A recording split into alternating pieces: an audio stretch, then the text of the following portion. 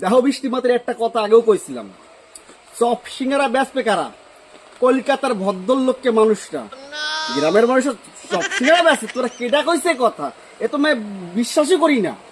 কারণ বড় বড় পূজা হইলে চপ সিঙ্গারা লিয়ে বসবে কারা? কলকাতার ভদ্রলোক বেটা বেডিরা চপ লইয়ে বসবে। আজকে রানাঘাটে যে পূজাটা বন্ধ হয়েছে, চপ সিঙ্গারা কি ওই কুলে বিক্রি হইবে? ও কুলে না, কলকাতার ভদ্রলোকে বেটা বেডিয়ে চপ সিঙ্গারা বেচে, ওকে তো ওইটাই কাম। এটা তুমি ঠিক বলেছো, কিন্তু চপ শিল্প, সিঙ্গারা শিল্প এগুলো কিন্তু ভদ্রলোকের কাজ। এটা থোড়ি না গরিবদের কাজ। গরিবদের এগুলো বিক্রি করে কি করবে? এগুলো তো কলকাতায় যে বড় বড় ভদ্রলোকগুলো আছে, তারা এগুলো বিক্রি করে শিল্প তৈরি করবে।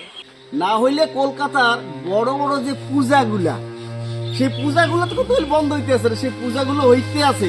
পূজাগুলো কোনো বন্ধ নাই, বাতাস নাই, কিছু নাই, তাতে কোনো সমস্যা নাই। কিন্তু সমস্যা হচ্ছে গ্রামের গরিব পূজা।